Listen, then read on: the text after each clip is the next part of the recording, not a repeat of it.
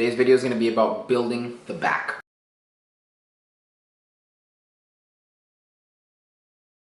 First off, 3 exercises are going to do this, okay? There's 3 exercises that are your money makers in terms of building the thickest back you can possibly build. Be the conventional deadlift.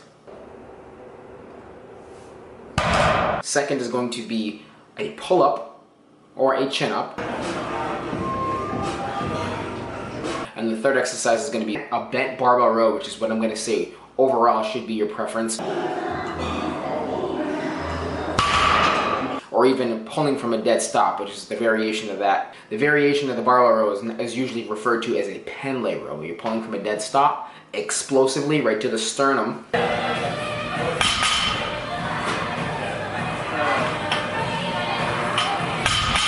It's more of a concentric based movement. Both are very good, both can build up a ton of muscle in your back, okay? The average person doesn't seem to have the strength to actually do a pull-up, so just start with a pull down. That'll be your vertical movement. There's nothing wrong with that. Start with a pull down, get as strong as you can with that, and then maybe work your way into doing chin-ups or pull-ups. Or a really good way, guys, to get yourself strong enough to actually do pull-ups is, I've actually done this with a few of my clients, and they've been able to actually do full pull-ups. And in fact, a lot of females, usually females tend to have struggled with an actual pull-up from a dead hanging position. I would get them basically accustomed to doing the vertical pull-down, okay? Just on the pull-down, the cable pull-down machine. And then I would, after they've done that for a little while and overloaded that for a little bit, I transitioned them into a regular box that people do explosive box jumps on.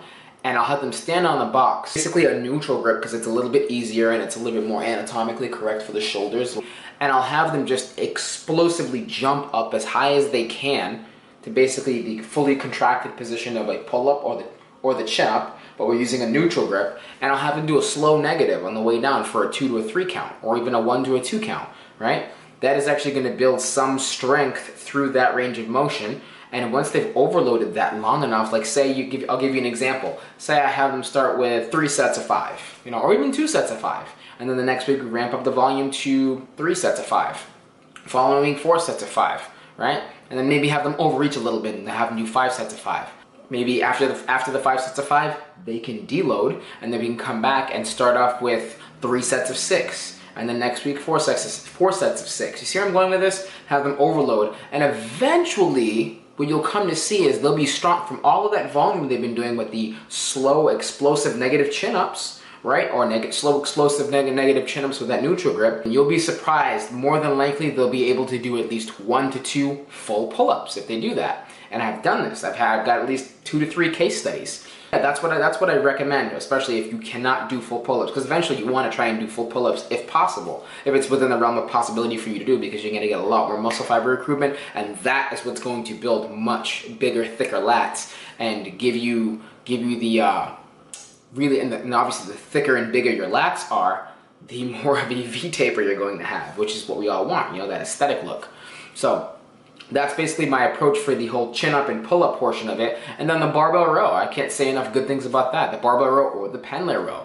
Those are going to build up your traps and all the muscles.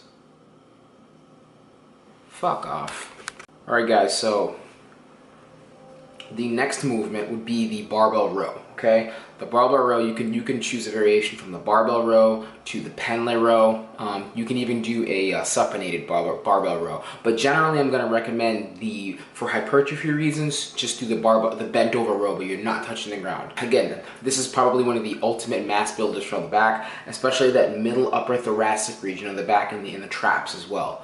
So if you want that complete balance, make sure you're doing this horizontal pulling movement and overloading it correctly in the correct fashion. And lastly, to balance all of it out overall, a pulling movement from the floor, preferably a conventional deadlift.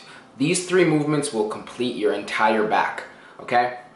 It's only 3 movements. They may not seem like a lot. I'm not telling you to do some single arm pull downs. I'm not having you do pullovers with a cable. All that stuff's accessory work and it has its place, but these 3 movements, that vertical pulling movement, that bent over barbell row movement, and that deadlifting pulling movement from a dead stop will absolutely build you that massive back that you guys are seeing all over social media, okay? The most important thing with these movements is that you are overloading them the right way, okay?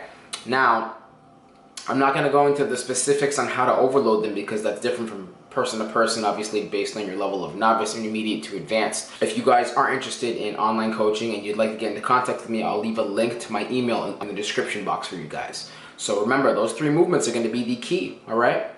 The vertical pulling movement, a pull down, preferably a pull up if you can do it, a barbell row, okay, that's your horizontal pulling movement, okay? It can be a barbell row or a pendlay row, but preferably a barbell row because of that deep stretch, that stretch reflex you're gonna get. Oh, the sun's going down. And a conventional deadlift. Overload these 3 movements long enough and you will have a fucking enormous back. I will see you guys in the next one.